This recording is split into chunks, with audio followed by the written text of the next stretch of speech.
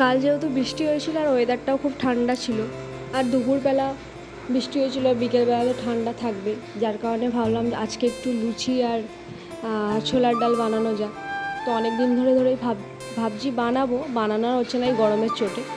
তাই এখানে ছোলার ডাল ভিজিয়ে রেখেছিলাম, আর তারপরে ছোলার ডালটাকে আমি একটু প্রেসারে সিটি দিয়ে নেব।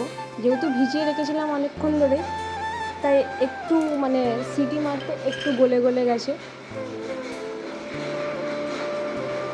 তো আমি এখানে 2টো সিটি দিয়েছিলাম, তার বেশি দিইনি। আর নুন হলুদ কিছুই আমি দিইনি, নর্মালি বসিয়ে দিয়েছিলাম ছোলাটা দিয়ে। তো এখানে দেখতেই পাচ্ছ সিটিও পড়ে গেছে আর ডালটাও আমার সিদ্ধ হয়ে গেছে। আর এখানে ফোড়ন নিয়েছিলাম তেজপাতা, শুকনো লঙ্কা, গোটা গরম মশলা আর জিরে।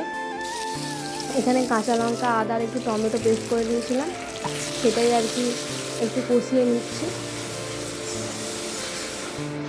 তারপর হলুদ, লঙ্কার গুঁড়ো, জিরের গুঁড়ো, ধনের গুঁড়ো সব দিয়ে নুন মিষ্টি ব্যালেন্স মতো দিয়ে আর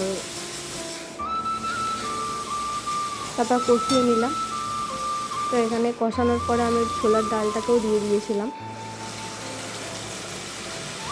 তারপর নামানোর সময় একটু ঘি আর গরম মশলা দিয়েছিলাম, যাতে গন্ধটা একটু ভালো হয়।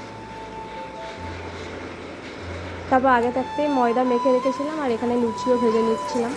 তো অনেক দিন পরেই আর কি লুচি বানালাম।